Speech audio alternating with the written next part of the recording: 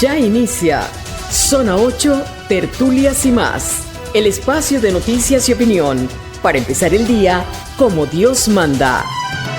Zona 8, la experiencia informativa que realmente importa. Quedan con ustedes nuestros panelistas. Buen día Panamá de mis amores. Gracias por su sintonía, este reinicio de semana, esta semana especial que hemos tenido por los días festivos, ¿verdad? Gracias a todos ustedes. Eduardo Soto les saluda. En el Zoom está Rubén Polanco y Pastora Portugal también está con nosotros en el estudio. Recordemos que la vida es el milagro de existir, el coraje de sonreír, las ganas de esperar, la valentía de resistir y la humildad para dar gracias. Vamos a orar.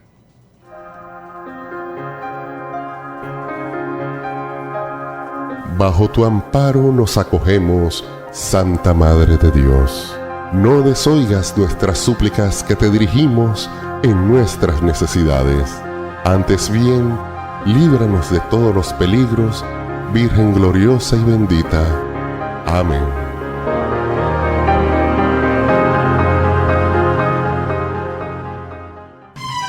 Café y titulares. En Zona 8 no podemos iniciar el día sin este tema que ha sido el que ha afectado a más gente, sobre todo en Chiriquí, Bocas del Toro, Veraguas, Azuero. A pesar de que en muchas regiones hubo desfiles, la gente estaba conectada con esto de los tambores, las trompetas, el agua no dejó de caer, la tierra está muy saturada, ha habido víctimas fatales. De todo esto, Rubén Polanco nos tiene detalles. Rubén, ¿qué puedes decirnos sobre el informe que nos dan en el Sistema Nacional de Protección Civil? Adelante. Sí, bueno, el fin de semana, desde el día viernes, se dieron situaciones de inundaciones debido a las lluvias. Por lo menos se reportaron deslizamientos de tierra, caída de árboles entre el viernes y el lunes. El saldo fatal, bueno, fue una víctima, un niño de 1 año que murió ahogado ayer en Alange, Chiriquí. Bueno, el pasado viernes inició con inundaciones en Natá y en Penonomé, donde hubo deslizamiento de tierra, caída de árboles. En la noche se dio el desborde del río Chico en Natá y el río Pocrí en Aguadulce. Sí. Eso afectó el tráfico vehicular, sobre todo en la vía interamericana para las personas que viajaban al interior. Entre esa situación que prácticamente toda la interamericana negada, el tráfico paralizado y un camión cisterna transportaba combustible que se volcó en esa zona durante la noche. Bueno, también se reportaron más de 80 inundaciones en Los Santos, Chiriquí, Coclé, Darién, Herrera, Panamá, Panamá Oeste, Boca del Toro y Veraguas. Y también se reportaron 73 caídas de árboles, 199 deslizamientos de tierra. Eso durante los 3 días de este fin de semana largo. Sí. Y en Veraguas también, que bueno, destacar, en Veraguas y Chiriquí fueron las provincias más afectadas. En Veraguas se volvieron a dar deslizamientos de tierra en Rodeo Viejo y en Pierna de Venado, la vía que conduce a Soná, así como también en la vía hacia Las Palmas. Y en Chiriquí las zonas más afectadas pues fueron Boquete, Puerto Armuelles, donde se reportaron muchas inundaciones, deslizamientos de tierra, y también en el distrito de Alange. Recordar que bueno, también tenemos acá la vía interamericana en Tolé, el mismo lugar en Bellavista, se llama el sector ese en Tolé, sí. A la altura de la vía interamericana, donde se volvió a repetir un deslizamiento de tierra similar a lo ocurrido el pasado 4 de noviembre. Así que hay escuelas también afectadas por esto de las inundaciones, deslizamiento de tierra, filtraciones. El Ministerio de Educación ha suspendido las clases en las provincias de Chiriquí, Veraguas y la comarca Nove Buglé, debido a esta situación, porque se prevé, los pronósticos indican que se van a mantener las lluvias en los próximos días. Indican que lo más importante no es no dar clases y ya, es no trasladarse de un lugar a otro en esas regiones. O sea, no es que si porque no vas a clase te vas a ir a ver a tu primo. A un río, a bañarte. Nada de eso. Eso es lo delicado del asunto, ¿no? Es correcto, porque lo que pasa es que se está dando la situación esta que hablan la saturación del suelo. La saturación del suelo es que ya los suelos recibieron demasiada agua. Toda la capacidad de agua que les permitía. O sea, están al 100%, que con cualquier agua que le caiga se va deslizando la tierra, y eso es lo peligroso, porque en un traslado, en esta zona, sobre todo de cordillera, zonas montañosas de Chiriquí, de Veraguas y la comarca Nueve Buglé, en lo que puedan darse de un traslado de un lugar a otro, se pueden dar deslizamientos con consecuencias trágicas. Por eso es lo que recomiendan evitar desplazamientos. Se hizo tendencia en las redes el fin de semana. El representante de Tortí intentó pasar un vado. Sí, curioso. Y quedó después negado, de ese video, era un auto 4x4 que cruzaba un río que estaba crecido allá en la comunidad. Después de eso surgieron otras publicaciones donde decían que el carro es del alcalde de Chepo. Caramba. No me acuerdo del apellido, Jaramillo, no recuerdo ahora el nombre, me disculpa. Pero lo que se informó fue que el alcalde de Chepo prestó su auto, no era un auto ni de la alcaldía ni de ninguna otra institución del Estado, para llevar alimentos a personas que se han visto afectadas por las inundaciones y que están en áreas apartadas a las que no han podido llegar las autoridades allá en Chepo. Ya vemos Entonces por qué. ellos iban a llevar ayuda a esas personas y bueno, pues quedaron en esa situación. Era el representante de Tortí junto con el alcalde de Chepo. Tenemos muchos otros titulares. Iban en el vehículo. Tenemos otros titulares, pero lo que no tenemos es tiempo. Así que vamos a pasar de inmediato a la pausa para irnos a conversar un poco sobre el inicio de esta inscripción que se está dando en la Comisión de Salud de la Asamblea Nacional para poder participar de este primer debate que se va a dar de la ley de reforma. Hay ciertas condiciones para participar. Tenemos ya en la unidad remota del Zoom a Eduardo Gil, él es de Convergencia Sindical, para que nos plantee pues su punto de vista y cuál va a ser la participación de esta organización en estos debates que se van a iniciar en la Asamblea. Vamos a la pausa y regresamos de inmediato con Eduardo Gil. Martes con M de Mujer. Información pertinente para ti, mujer. Hoy te traigo 3 consejos para promover la valentía en tus hijos, sobrinos, nietos, etc. Primero, deja que tu hijo explore y cometa errores sin miedo a ser juzgado. Por ejemplo, si tu hijo está aprendiendo a montar en bicicleta y se cae, en lugar de regañarle o exigirle, anímalo. Esto le enseña que equivocarse es parte del aprendizaje y que es valiente por volver a intentarlo. Segundo, invita a tu hijo o hija a salir de su zona de confort de manera gradual. Por ejemplo, si es tímido al hablar en público, puedes animarlo a que sea él o ella quien haga su propio pedido en un restaurante. Con cada pequeña experiencia, irá ganando confianza y valentía para enfrentar desafíos más grandes en el futuro. Tercero, si tienes miedo de hablar en una reunión o enfrentar una situación difícil, díselo a tu hijo. Estoy nerviosa por esta reunión, pero sé que puedo hacerlo. Al verte enfrentar tus propios miedos, le enseñas que ser valiente no es no tener miedo, sino seguir adelante a pesar de él. Espero que estos consejos te hayan ayudado y nos escuchamos en el próximo martes con M de Mujer, aquí en Zona 8.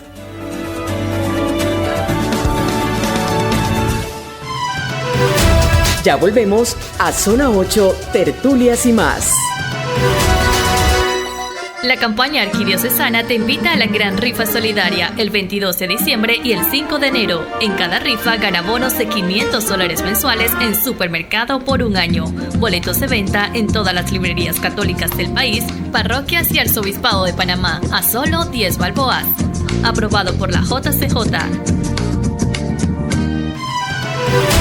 Siga con nosotros en más de Zona 8, Tertulias y más. El invitado tiene la palabra. El invitado que tiene la palabra es Eduardo Gil de Convergencia Sindical. Vamos a invitarlo a que abra esta sección recordándole a todos ustedes que tenemos una línea telefónica que es el 6392-8204. 6392-8204. Es importante, muy importante, que todos participemos de esta discusión de la ley de reforma a la Caja del Seguro Social. Empecemos por aquí, al menos por la radio, por Radio Hogar, donde puedes expresar tus pareceres, hacer tus preguntas y trataremos de irlas absorbiendo con las personas que tienen las respuestas. Es una invitación que quiero hacerlo. Don Eduardo, bienvenido. Tengo un video que dura más o menos 7 minutos del director Dinomón explicando las 4 formas que va a haber de pagar pensiones a partir de esta ley si se aprueba. Pero quisiera que inicie don Eduardo primero dando su planteamiento inicial antes de escuchar a Dinomón. Adelante, don Eduardo. Sí, buenos días a todos y todas, a los radioescuchas. Bueno, en primer lugar agradecer pues la oportunidad de este espacio para compartir nuestra apreciación sobre este importante proyecto de ley. Y debo enfatizar en que este proyecto, sobre él recae el futuro de nuestro país y el futuro de las personas, panameños y panameñas que de una u otra manera pues han contribuido no solamente a una seguridad social, sino también a la producción nacional, a la generación de riqueza de nuestro país, y por lo tanto pues tenemos una responsabilidad social que atender con respecto a estas personas. Por lo tanto, nosotros estamos en toda la disposición de llevar la mayor información posible sobre el contenido del proyecto, y también pues para claramente identificar los puntos más lesivos de esta iniciativa, y también encontrar propuestas que ayuden a mejorar significativamente el planteamiento que ha salido del Ejecutivo. Gracias, don Eduardo. Si me permite, vamos a escuchar a Dino Mon. Él es el director del Seguro Social. Fue quien le explicó a los diputados principales y suplentes durante casi 8 horas, dividido en grupos, las diferentes modos de pago de pensión que pretende establecer este proyecto de ley, o que lo que esperan que sea una ley. Me pareció una explicación en 7 minutos y resto muy sucinta y muy detallada, y él señala que este artículo 170, donde está esta explicación, fue el medular. Este artículo 170 dice que resume casi el 80% de toda la ley, porque a los ojos de quienes estamos previendo una jubilación, o ya la tenemos, o dentro de unos años la tendremos, es lo más importante de la ley. Vamos a escuchar a Dinomón. Le invito a que lo escuche don Eduardo y luego venimos a sus comentarios. Vamos a escuchar la primera parte del video.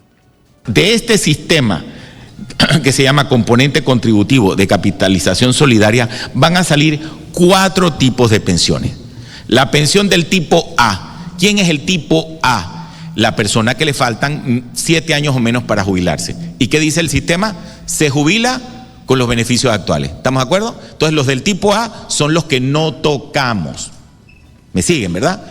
Vale. Entonces ahí no hay que explicar mucho, no hay que más. Eres de ese grupo, ni te preocupes, la reforma no te toca. Los del tipo B, un poquito más complicado. Los del tipo B son aquellos que les faltan más de 7 años para jubilarse y que pertenecían al sistema exclusivo de beneficio definido.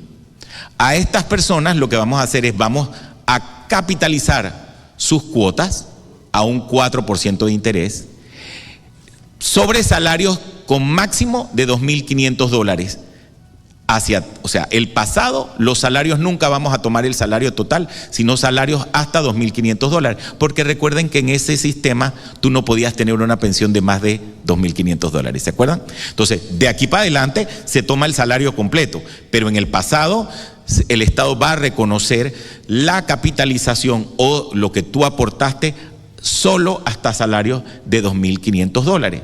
Y luego, cuando llegas a la edad de jubilación, con lo que tengas ahorrado, se divide entre 1.000, eso quiere decir que sacas cuánto tienes ahorrado por cada 1.000 y lo multiplicas por un factor que se llama el factor de pensión, que te dice cuánta pensión mensual compras por cada 1.000 de ahorro. ¿Estamos de acuerdo? Cálculo matemático sofisticado, pero agarras tu cuenta de banco y dices, bueno, ¿con cuánto esto me permite acceder a una pensión? Ahorita vamos a ver un ejemplo con tanto. Bueno, eso es lo que te lleva. Pero si esa pensión llegase a ser menor a la que tú estabas recibiendo en el sistema anterior, te quedas con la más favorable de las dos. Entonces, no afectas a nadie. Bueno, la única afectación, por supuesto, es que tienes que cotizar por 3 años más. Si quieres tener beneficios iguales o mejores. Si no, puedes acogerte a jubilarte antes, a la misma edad, 62, 57, pero con un ajuste de pensión, que es lo que le llamamos el descuento, como si fuera una jubilación anticipada. Aquí no vamos a estar engañando a nadie. Sí se incrementa la edad en el sentido de que tienes que aportar más, ese es tu esfuerzo, pero te lo flexibilizamos para que te puedas ir cuando quieras. Nada más que o aceptas el ajuste o pagas para que cuando te vayas hagas un ahorro voluntario adicional tipo el PRA o el CIACAP que te permita jubilarte con lo mismo que tenías pensado. Este es un ejemplo, por eso no voy a ahondar mucho. Lo que significa la primera parte es todo lo que generaste como cuotas antes de la reforma. Y lo único que estoy diciendo ahí es que solo tomo las cuotas, que es el 15% sobre salarios hasta $2.500. Y eso lo acumulo como si fuera un banco. Luego, después de la reforma, hago lo mismo con todo lo que cotizaste, ahí sí por el salario completo, el 15% de esos salarios, y lo acumulo hasta la edad que tú decidas retirarte. ¿Cuál es la acumulación? La suma de A, que es la primera parte, más B, que es la segunda. Esa es tu cuenta pensional, tu ahorro pensional. Nada más que como A, que es la parte que tenías antes de la reforma, realmente no existe propiamente, la tenemos que volver a rehacer de aquí en adelante. El Estado, ahí es donde te dice que esos dineros, si te quieres ir antes, te los descuenta de manera anticipada y te ajusta la pensión. Entonces la pensión sale como el ahorro pensional multiplicado por el factor SFP que ven ahí, que es el factor de pensionamiento. Entonces agarras el ahorro pensional, lo divides entre 1000, ¿por qué? Porque el factor está dado por millar de ahorro, ¿estamos de acuerdo? Y obtienes tu pensión. Ahí está el ejemplo, una persona que se quiere retirar a los 64 años, el factor de descuento es 85%. Es decir, que vas a perder el 15% del ahorro que el Estado te iba a reconocer. Así que te conviene quedarte hasta los 65 años y te dan por cada 1000 de ahorro $5.34 de pensión mensual. Diría en mi casa, para no fumarnos todo lo que resta, porque esta explicación continúa. Vamos a escuchar a don Eduardo Gil. Estas subes y bajas de números, flechas y colores, ¿cómo lo traducen ustedes en Convergencia Sindical y realmente qué significó para ustedes y qué le pueden decir a la audiencia de Radio Hogar? Sí, bueno, miren, yo creo que aquí, y apelo a la responsabilidad de los medios de comunicación, y yo felicito al espacio de Radio Hogar, que me parece que permite la posibilidad de explicar con ese ánimo de poder entender un problema que se ha vuelto más complejo todavía de lo que ya de por sí era, ¿no? Porque, digamos, yo ponía un ejemplo en estos días en mi cuenta de que yo puedo tener un perro y si yo le pongo a ese perro de nombre Dragón, eso no va a convertir mi perro en un dragón, sigue siendo un perro. Entonces el problema es que cuando el presidente Molino señaló de que este debate tenía que abordarse sin mentiras y diciendo claramente la verdad, yo creo que es correcto. Ese es un planteamiento correcto.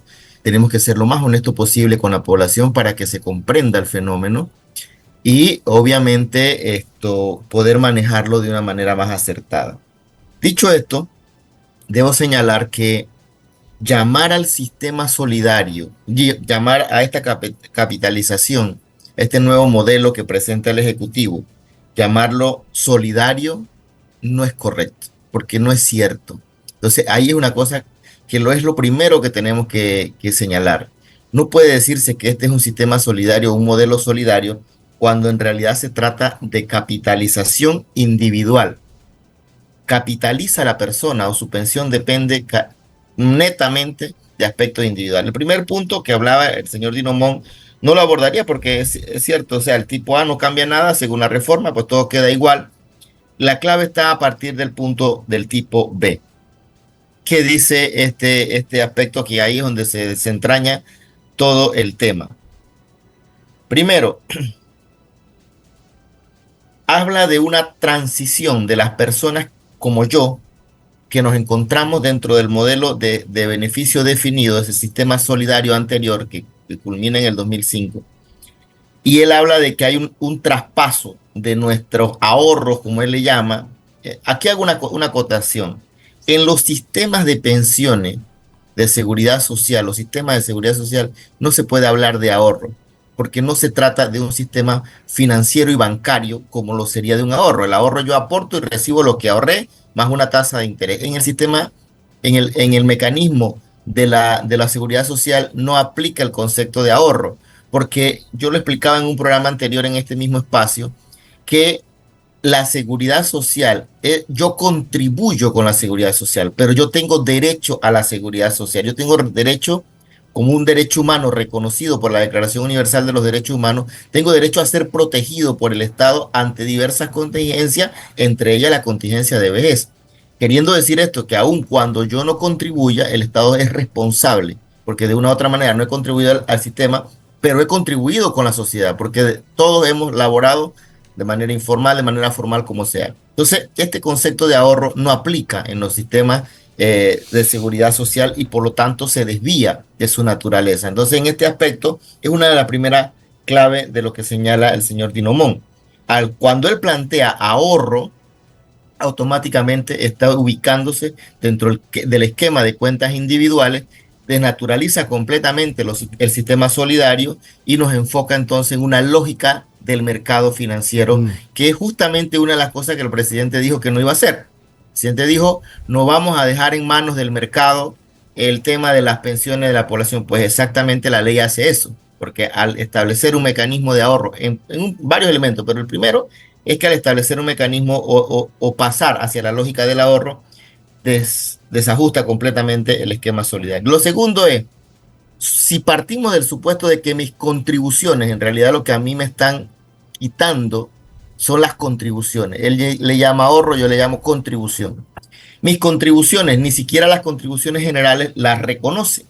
O sea, el proyecto de ley lo que plantea entonces es que va a reconocer una parte de mis contribuciones. Esto es lo que la OIT advertía, se llama el costo de transición. ¿Qué va a hacer el Estado?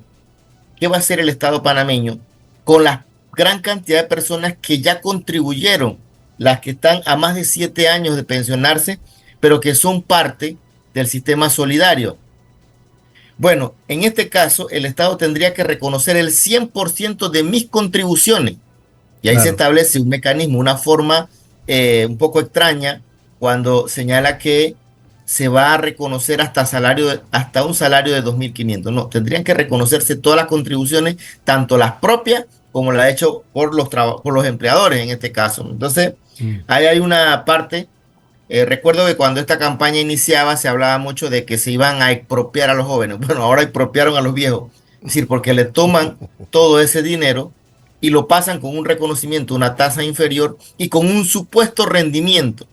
Pero para poder hacer esto, además, el Estado debe reconocer una deuda.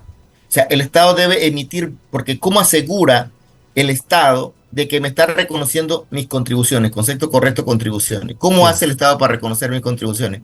El Estado tendría que emitir bonos, tenía que emitir reconocimiento de deuda, que es básicamente lo mismo que bonos, porque tenía que decir, bueno, yo voy a separar esta parte de mi presupuesto a largo plazo para reconocerle a Eduardo Gil sus contribuciones en todo el periodo de su vida.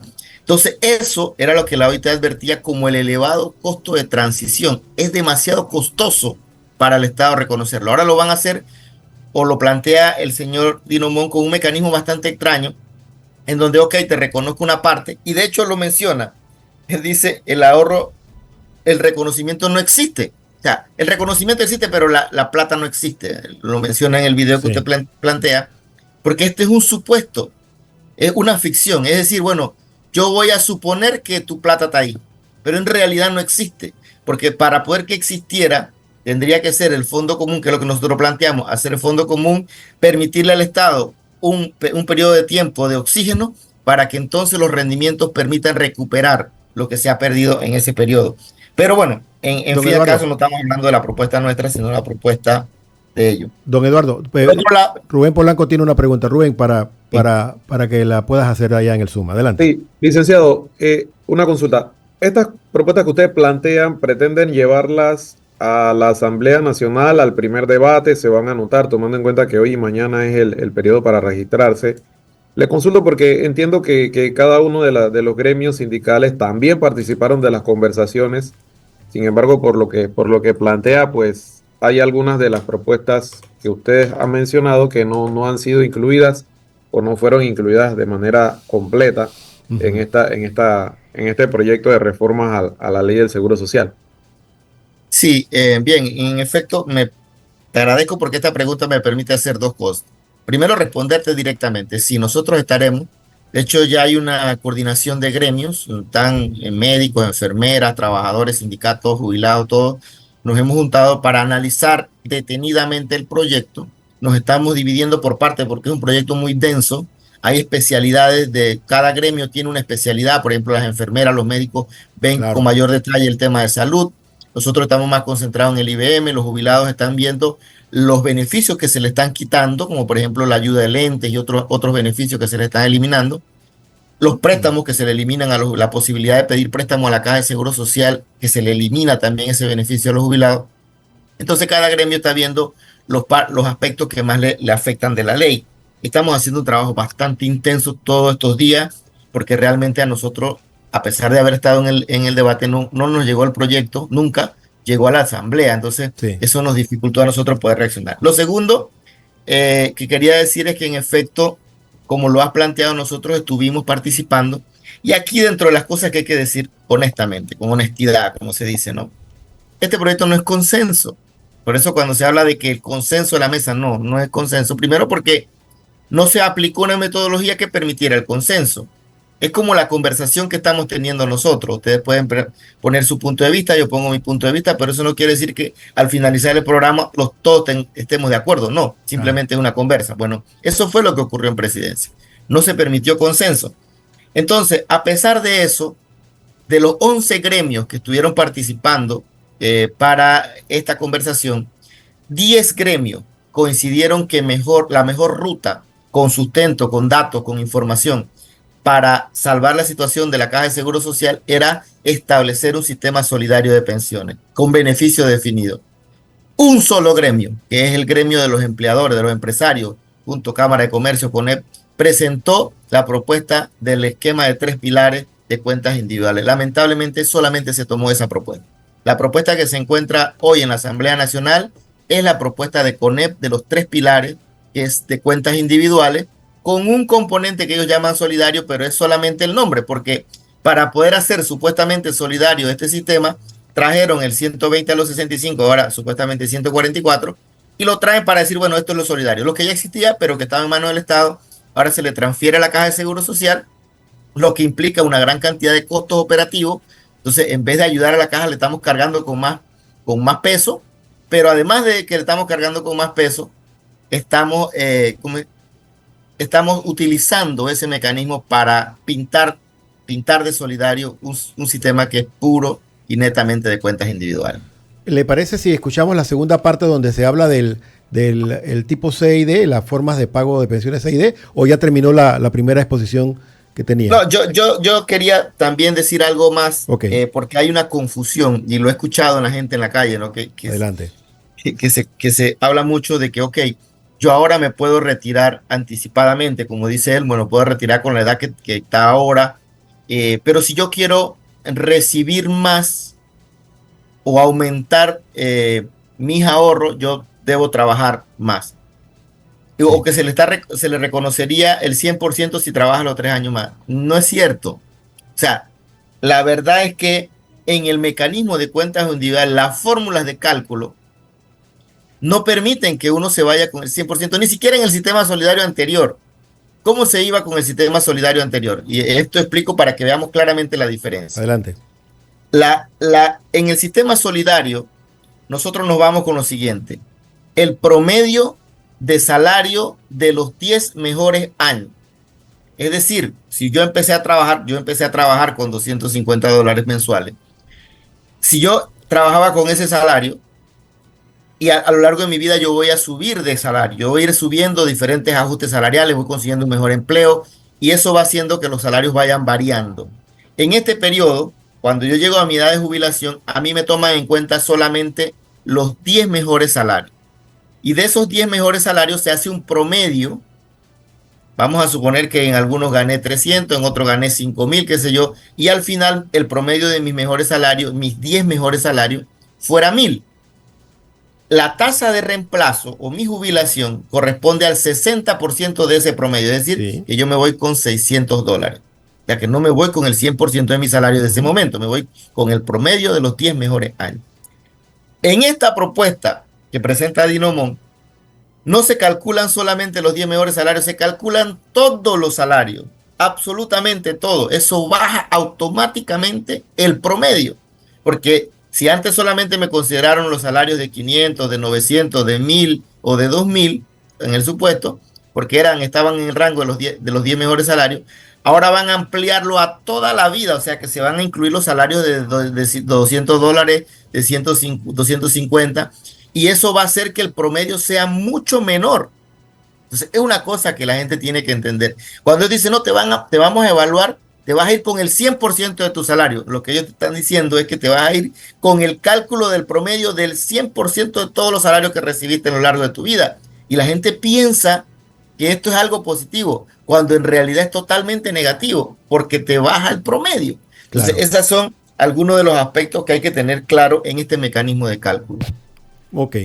Vamos entonces a escuchar la otra parte de la explicación que hace Dino Mon en la Asamblea a los diputados de los otros dos tipos de pensiones que va a haber. Escuchemos.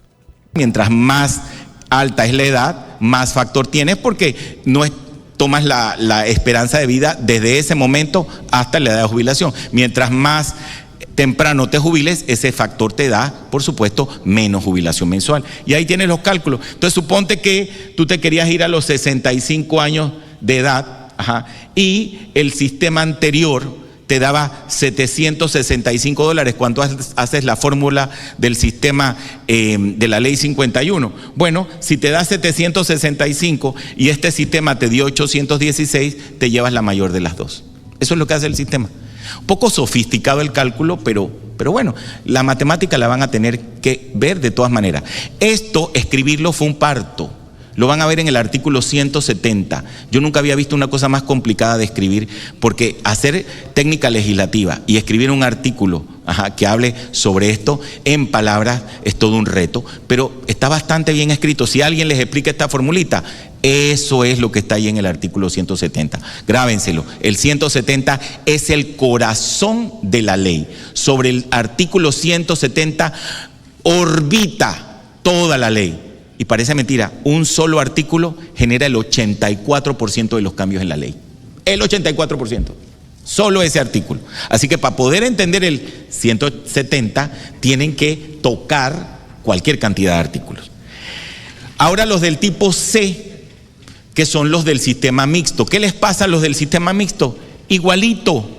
Es el mismo sistema exclusivo para los que estaban en el sistema exclusivo de beneficio definido. ¿Cuál es la única diferencia?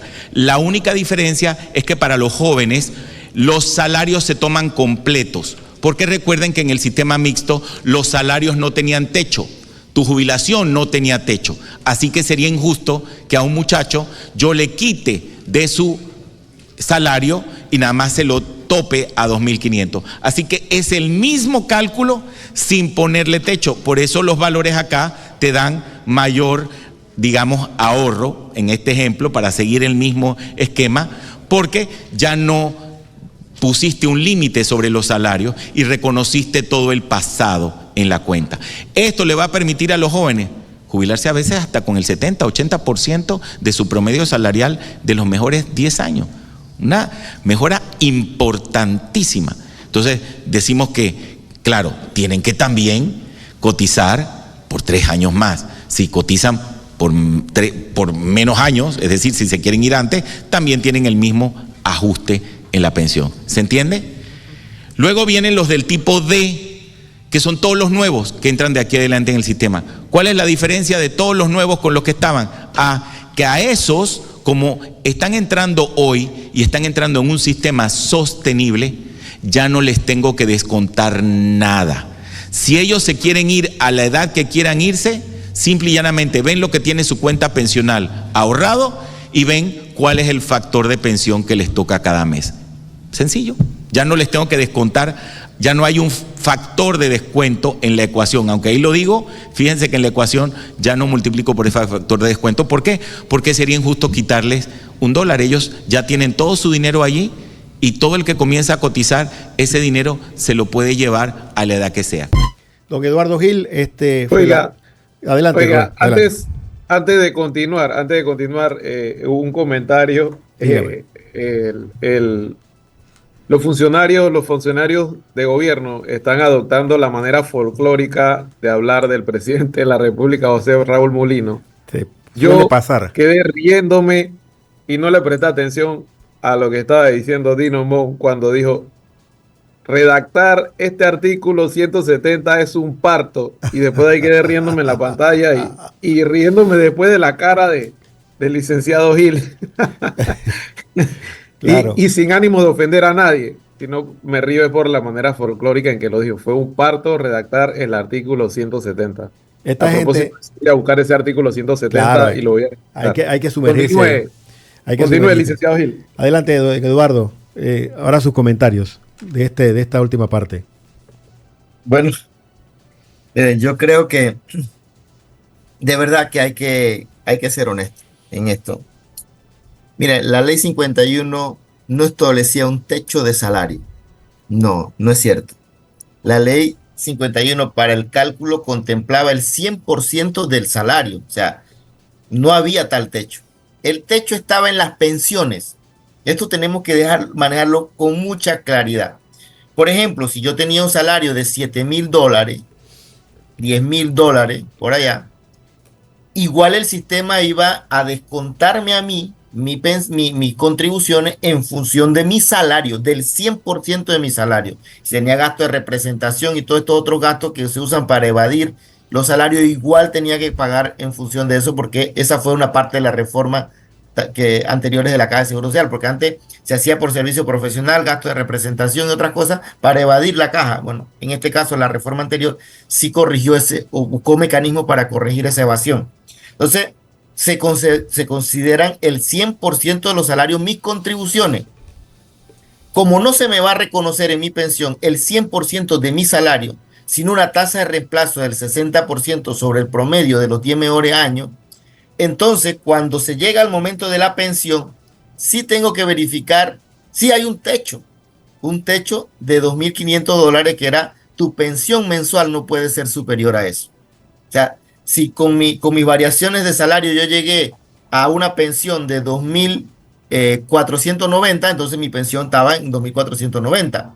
Pero si mi salario era muy elevado, más elevado, y tenía una pensión de 3,000, el cálculo del 60% me daba 3,000, entonces no me iban a reconocer 3,000, me iban a reconocer 2,500. Entonces, eso para dejar claro de que aquí no hay un beneficio de que había un techo, o que al supuesto de que había un techo sobre el salario. No, había un techo sobre el monto final de las pensiones.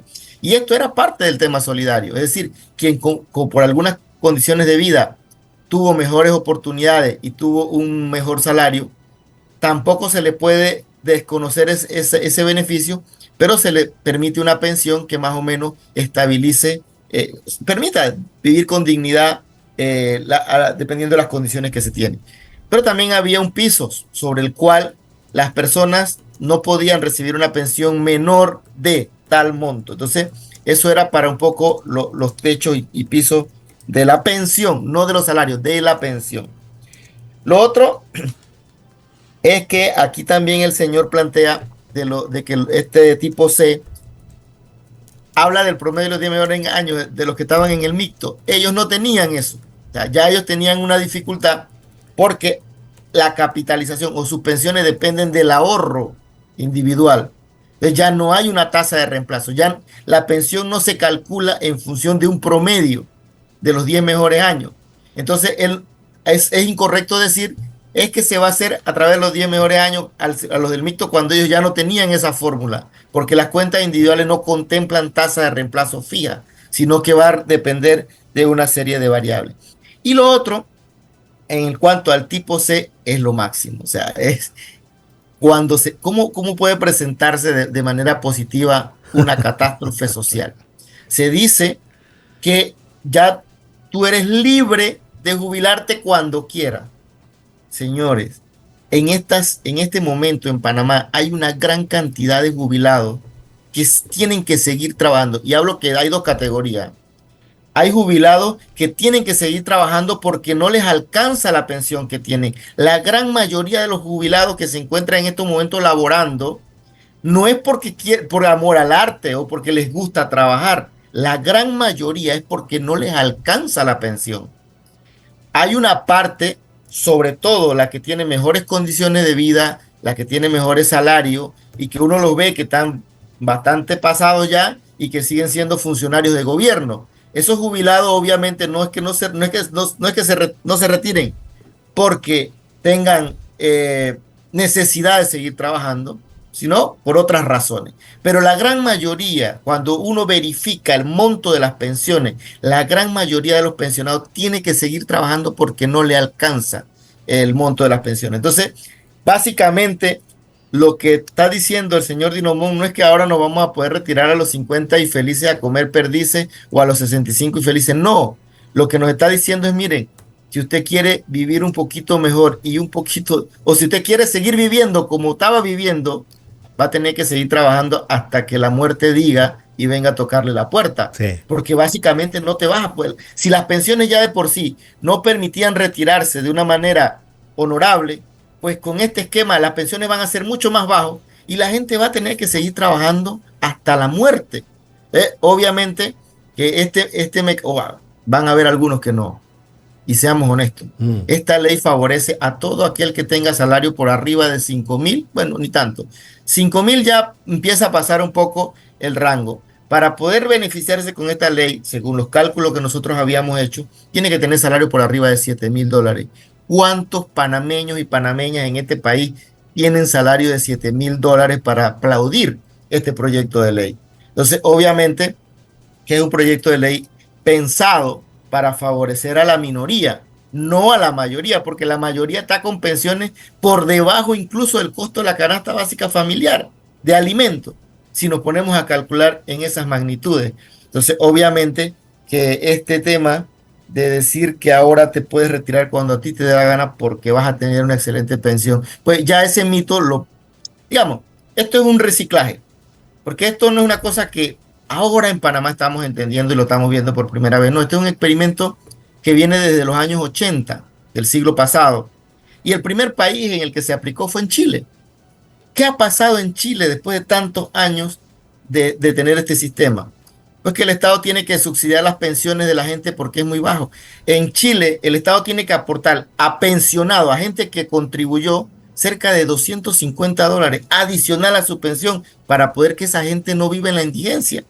Entonces, Chile es el ejemplo claro de que este modelo no ha funcionado. De hecho, hay un estudio publicado por la OIT en el 2019 que habla de que los 30 países que pasaron en este periodo a cuentas individuales, que es el modelo que se está presentando acá, parcial o totalmente, Panamá se encuentra en ese estudio como de los que hicieron el traspaso parcial. El 60% ha tenido que volver a establecer un sistema solidario de pensiones, un sistema público. Fracasó completamente. Y el 40% restante no es que está bien, es que está como nosotros, tratando de ver cómo pasa la reforma o cómo revierte el proceso. Es decir, nosotros vamos en una carretera, lo figuro así para ponerlo simbólicamente. Nosotros vamos en una carretera y nosotros íbamos a media velocidad, pero hubieron otros países como Chile que aceleraron, iban a toda velocidad. Y resulta que al final de la carretera Chile se encontró con un precipicio y se fue al precipicio.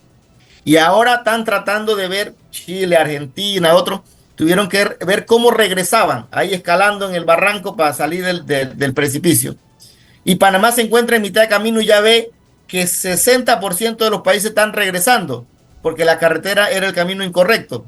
Pues Panamá, en vez de decir, mira, esto está catastrófico, todos están mal, todos están regresando, ¿qué hace Panamá? Pisa el acelerador. Entiendo. Entonces, en realidad nosotros estamos en una situación bastante grave desde el punto de vista, porque esto no es una cosa que está inventando Eduardo Gil, ya hay documentos, ya hay información. Hubo suficiente tiempo para investigar lo que pasó con este sistema y ya se descubrió que no genera tasas de reemplazo como prometieron. Esto lo prometieron en Chile, ¿no? Ahora, con las cuentas individuales, usted se va a llenar de plata, usted no va a saber qué hacer, usted se va a ir con 125% de su salario. O sea, en realidad todo eso fueron espejismos que vendieron y que en realidad la realidad mostró un efecto totalmente contrario. Pastora Portugal tiene una pregunta, don Pedro. Señor Gil, con todo lo que nos ha dicho, podríamos decir los panameños que con esta propuesta que ha hecho el señor Dinomón, el sistema solidario desapareció. Correcto. La propuesta desaparece. Lo único que queda de solidario en la caja de seguro social, si este proyecto se aprueba, es el nombre, es la palabra. Pero no se va a llevar a la práctica. sí, en la práctica no hay solidaridad. En la práctica el sistema se hace de capitalización.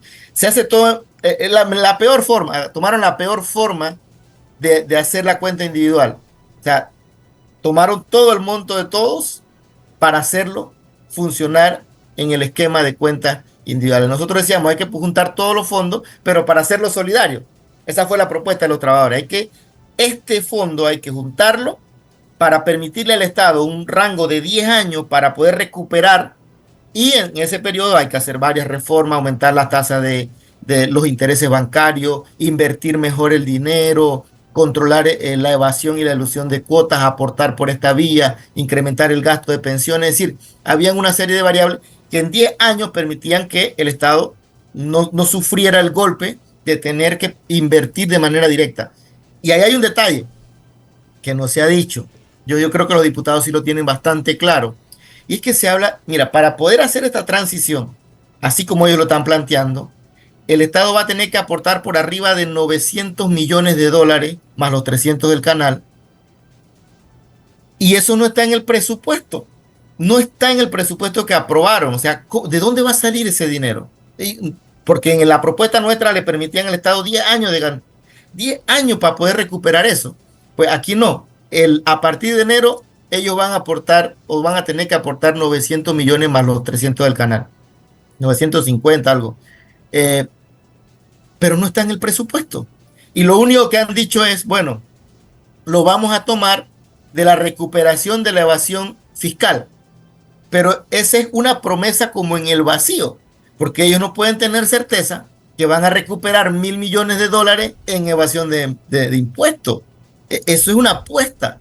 Pues, sí, si ellos están proyectando recuperar 1.000 millones, digamos que logran el 25%, 250 millones. ¿Y qué van a hacer con el resto? ¿De dónde van a sacar ese dinero que no está presupuestado y que supuestamente lo van a sacar de la evasión de impuestos? Es un tema muy grave, sí, porque justamente lo que nosotros tratábamos de evitar es que el Estado tuviera que aportar tan rápidamente en este sentido y pudiera tener un tiempo prudencial para recuperar, oxigenar el sistema. Entonces, lamentablemente, esto es otro de los aspectos muy graves del proyecto de ley, la aportación del Estado. ¿Cómo va a venir? ¿De dónde va a salir ese dinero? Porque no está en el presupuesto recientemente aprobado. Don Eduardo, tenemos también en nuestra unidad del Zoom a la doctora Yareli Rodríguez. Ella es la vicepresidente de la Comisión de Salud. Ha tenido la venia, pues, a pesar de todos los compromisos que tenía esta mañana, también de acompañarnos. Y le preguntamos, doctora, principalmente, ¿cuál es el ánimo dentro de la comisión? ¿Cómo se ven los aires ahí dentro? ¿Y cuáles serían los primeros pasos, además de las inscripciones de las personas que están interesadas en participar del primer debate? ¿Cómo van esos números también? Le escuchamos, doctora. Gracias por su tiempo. Muchas gracias por la invitación. Buen día, Panamá. Bueno, en este momento les puedo decir que el miércoles pasado se recibió en la Asamblea Nacional el proyecto de ley 163 que tiene que ver con la reforma de las cajas de seguro social. El día viernes, la Comisión de Trabajo, Salud y Desarrollo Social nos reunimos para establecer la metodología de trabajo y se decidió que el día de hoy y el día de mañana toda la población que desee participar puede anotarse en un listado, ya sea por correo electrónico, que es c_trabajo@asamblea.gov.pa. Repito, c_trabajo@asamblea.gov.pa, o puede asistir a la misma comisión, el edificio 356 en la Asamblea Nacional, y puede inscribirse. 2 días para que todo el mundo pueda anotarse en la lista.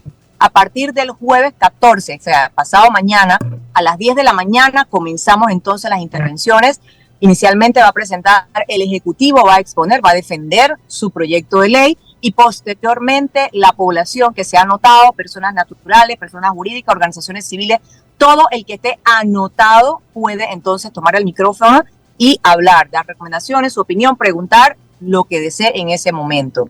Las personas sí pueden acompañar en la asamblea, sin embargo, los que van a hablar solamente son los que se han anotado. Nosotros mañana como comisión vamos a estar reuniéndonos para saber cuántas personas ya van hasta ese momento, para tener una idea de cuánto tiempo se les va a dar a cada uno, o cuántos días nos va a tomar escuchar a todas las personas. Diputada, una vez que hayamos culminado.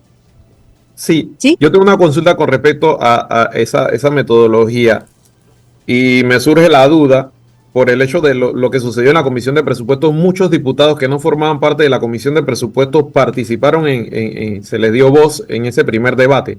Los diputados que no forman parte de la Comisión de Trabajo, Salud y Desarrollo Social, que no formen parte de la comisión, reitero, ellos también tendrán derecho a voz.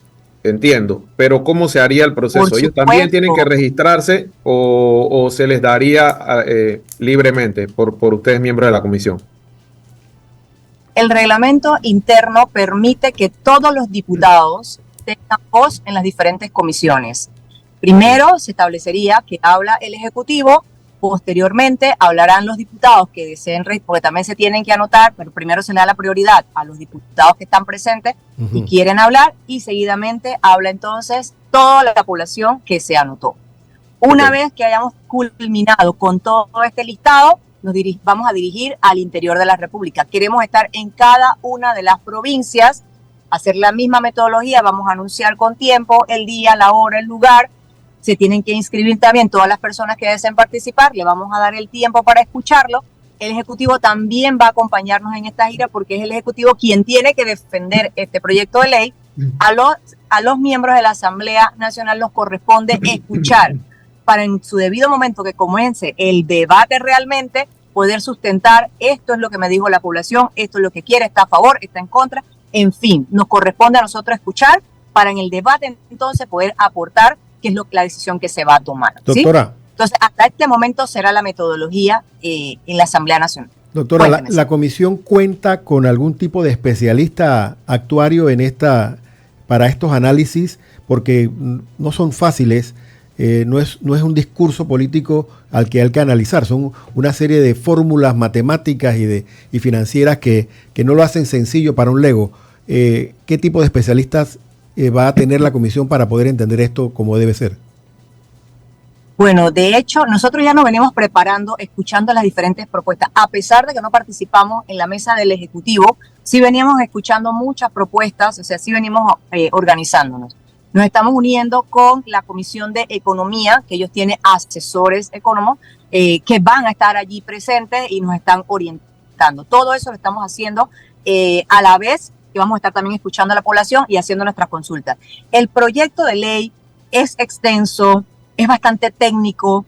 En algunos artículos hay que tener conocimiento al respecto para poder entenderlo y se necesita ese apoyo porque no solamente en la comisión, sino en los diferentes partidos o bancadas también nos estamos preparando. Nosotros como independientes, cada uno está en este momento en su despacho con sus asesores y luego vamos a hacer esa mesa de trabajo en donde vamos allá a tomar nuestra postura real de qué es lo que vamos a defender o qué es lo que vamos a apoyar o qué es lo que vamos a rechazar. Pero en este momento estamos todos analizando para entonces luego hacer esa mesa de trabajo. Igualmente en los partidos políticos, asumo yo que también se está haciendo lo mismo. Y luego como en comisión también tenemos que hablar entre nosotros mismos, porque así lo hemos establecido, tenemos que hablar entre nosotros mismos cuál es la postura de cada uno para poder llevar esto de una manera pacífica y que no se nos salga de las manos. Así que en eso estamos en este momento.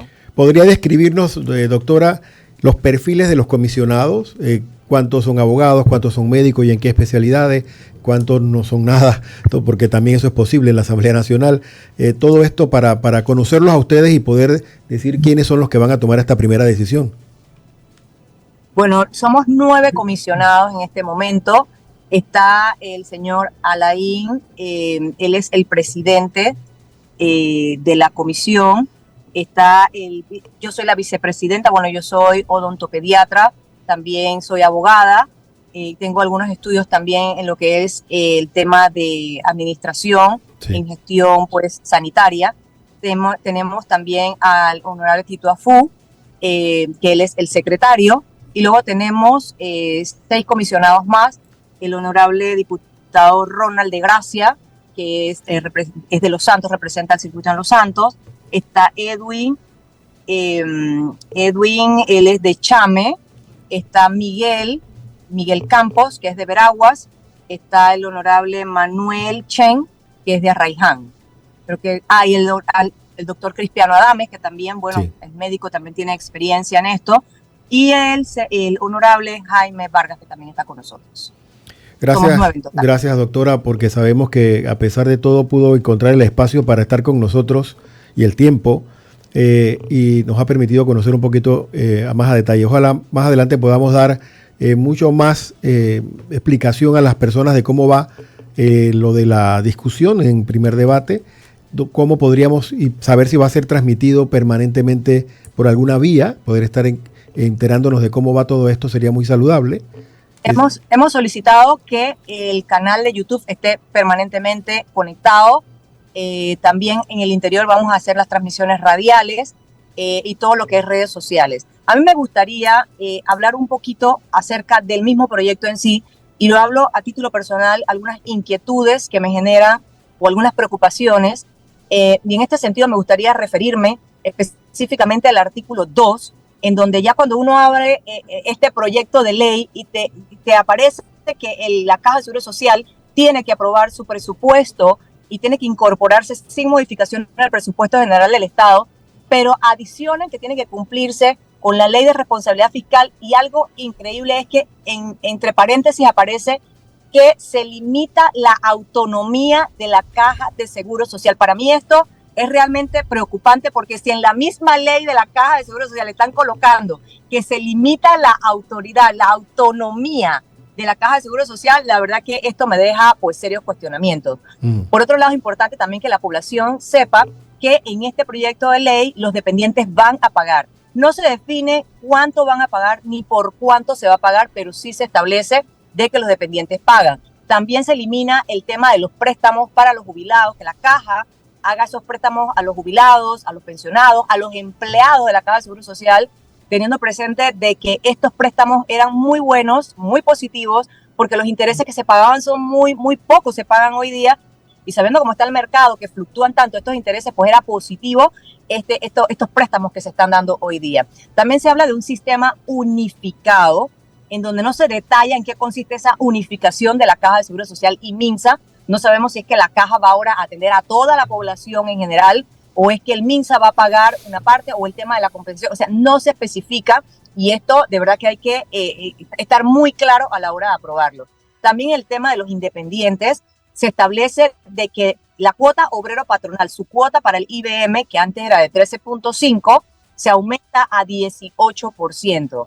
Realmente esto a mí sí me preocupa, porque se ha establecido que cerca del 47% de la población económicamente activa en Panamá es independiente o de manera informal. Lo que se deseara que ingresaran para poder generar más ingresos a la Caja de Seguro Social. Sin embargo, pues aumenta. Y por otro lado, también se establece que todos los independientes obligatoriamente tienen que inscribirse, y quien no se inscriba va a tener una multa de $100. Y aquel independiente que no entregue su declaración de renta en cada año fiscal va a pagar una multa que va desde $500 hasta $50,000. Esto hay que poner cuidado también. Okay. Por otra parte, los aportes de la Caja de Seguro Social, 966 millones, que aún no se sabe de dónde exactamente van a salir. Por otro lado... Sí, detalles como eso los estaba mencionando nuestro invitado Eduardo Gil, que le tiene una pregunta, doctora, y perdone que la corte. Don Eduardo, la pregunta que tiene usted para la diputada, adelante. Sí, diputada, mire, la Organización Internacional de Trabajo, a solicitud del gobierno anterior, hizo un estudio, una investigación actuarial que costó bastante cientos de dólares casualmente, y que no se le ha permitido o no se le permitió presentar en la mesa de escucha, porque ellos construyeron algunos escenarios y estaban dispuestos a hacer corridas actuariales en función de las variables o de los supuestos que los sectores propusieran. ¿Existirá la posibilidad de que en la mesa técnica o en algún escenario en la Asamblea Nacional se pueda contemplar la participación de la OIT? Porque nosotros como organizaciones sindicales podemos solicitarle a la OIT algún tipo de intervención en este. Nosotros lo solicitamos, de hecho la OIT ha colaborado, está colaborando con nosotros en construir algunos escenarios, pero de todas formas, si fuera posible que de manera desde la Asamblea se le pidiera o se le permitiera hacer esta exposición a la organización.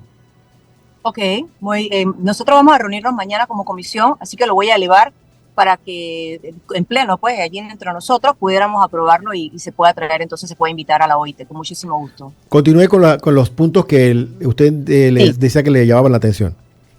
Sí, el tema de las facultades que tiene el director general en esta ley hay que mirarlo también con detenimiento. Dice que el director general puede suscribir convenios con organismos nacionales o internacionales privados o públicos dedicados a la salud sin previa autorización de la junta directiva. Ojo con esto. Claro. El director puede hacer convenios nacionales, privados, internacionales. O sea, esto hay que revisarlo muy bien. También se establece de que el director general puede adquirir medicamentos y dispositivos médicos con independencia del monto. Independencia del monto, el director general puede adquirir medicamentos. Entonces, también hay que definir muy bien este artículo.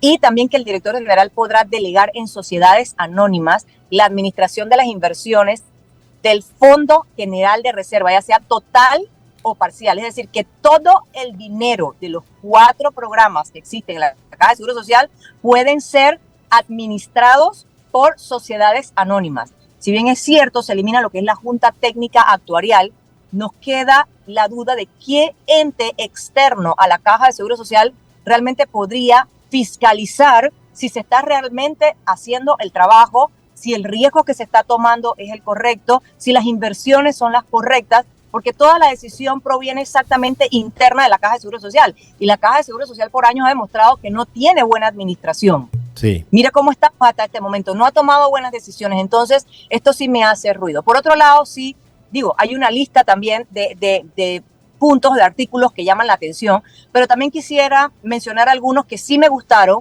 y es el tema de que los miembros de la Junta Directiva no se van a reelegir en el periodo subsiguiente, y esto es muy positivo, que Mitradel junto con la Caja de Seguro Social van a ser una plataforma en donde Mitradel recibe el contrato de trabajo y automáticamente queda inscrito el patrono, los trabajadores, y el cese de las terminaciones también se hacen inmediatamente, porque a veces usted termina de trabajar pero no se cierra en la Caja de Seguro Social y se sigue pagando. Entonces, esto va a ser automático, es algo positivo. El ahorro voluntario, así como lo tenemos los servidores públicos, que tenemos el SEACAP, esto lo veo también positivo porque es una forma de ahorrar que uno no se da a veces ni cuenta, pero te lo sacan directamente te lo deducen directamente del salario, y es un ahorro que tarde o temprano te va a servir de bien si es bien administrado también, obviamente, ¿no? Y algo que me gustó mucho es el subsidio de adopción, en donde se le va a dar 8 semanas a la mujer para que cuando adopte la familia, que adopte un niño, una niña o un adolescente, pueda estar la mamá con él 8 semanas para que este niño o niña se pueda adaptar a esa dinámica familiar. Esto es algo novedoso y la verdad que me llamó mucho la atención que lo colocaran en la ley. Son algunos puntos que me gustaron. También hay otros puntitos más, pero para no extenderme tanto, sabemos que el tiempo en la radio es valioso. Sí. De verdad que quiero agradecer. Quiero pedirle por favor a la población, necesitamos que la población participe, necesitamos nosotros como diputados escuchar la voz del pueblo para tomar nosotros las decisiones. Nosotros que estamos en la comisión, nosotros que estamos en la bancada, tenemos que defender una posición y queremos que sea la que la mayoría de las personas deseen hacer. Por eso, por favor, nuevamente, repito el correo electrónico para que se anote, c_trabajo@asamblea.gov.pa, o puede asistir a la Asamblea Nacional e inscribirse personalmente. Gracias, doctora Yareli Rodríguez, vicepresidente de la Comisión de Salud de la Asamblea Nacional, donde va a estar este proyecto en debate desde este jueves. Se van a empezar a escuchar las diferentes puntos de vista, empezando por la del Ejecutivo, que va a defender su proyecto. Don Eduardo Gil, le dejamos los micrófonos para que se despida. Nos hemos pasado un poquito de tiempo, pero por supuesto puede despedirse. Adelante. Sí, muchas gracias también, no solamente por la oportunidad de expresar nuestra posición respecto al proyecto, sino también por la oportunidad de escuchar a la diputada. Yo creo que tienen un papel muy importante en este periodo, sobre todo su bancada, porque creo que las esperanzas de poder equilibrar esta desventaja radican en diputados y diputadas que han llegado con una nueva energía a esta importante asamblea, no como en el pasado tuvimos una aplanadora que pasó el proyecto de ley 51. Esperemos que en esta ocasión no ocurra lo que ocurrió con el contrato minero, en donde algunos diputados pues tuvieron que pedirle perdón a la ciudadanía.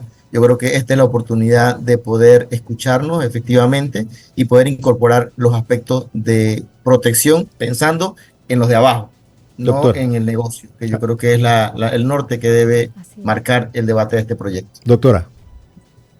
Así es, bueno, agradecer nuevamente este espacio que nos dan para dirigirnos a la población, nuevamente recalcar que desde la Asamblea Nacional, como comisionados, como Comisión de Salud, estamos dispuestos a escucharlos, queremos hacer las cosas correctamente, necesitamos de participación.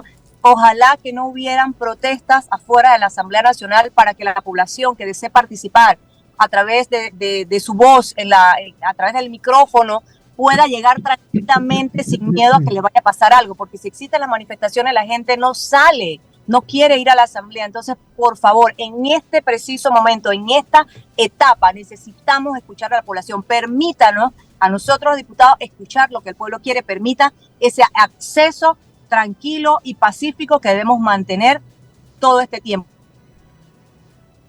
Así que pedirles, por favor, que se lean. Yo sé que es un proyecto difícil, extenso, pero traten de leerlo, lleven sus dudas, lleven sus preguntas a la Asamblea Nacional y que ojalá reine la paz y que todo sea llevado de una forma la mejor posible. Gracias, doctora. Gracias a todos ustedes por su sintonía. Gracias a Rubén Polanco, Pastora Portugal, a Arsenio Samaniego en los controles, con Patricia Ocando en producción, por todo su tiempo y su desgaste en este programa de hoy. Nos escuchamos y nos vemos mañana, Día del Periodista, aquí en Zona 8, tertulias y más. Dios los bendiga a todos. Mañana tenemos un especial, ¿no? Mañana tenemos un especial. Con los periodistas. Trataremos porque estarán en misa en Santana. Van a estar todos en misa en Santana al mismo tiempo. Así que vamos a ver si se puede. Las anécdotas del manicero mañana. Bueno. Bienvenidos todos mañana a nuestro programa de Zona 8. Gracias a los invitados. Saludos. Bendición. Hasta aquí, Zona 8, tertulias y más. El espacio de noticias y opinión para empezar el día como Dios manda. Les esperamos en la próxima edición de Zona 8, tertulias y más.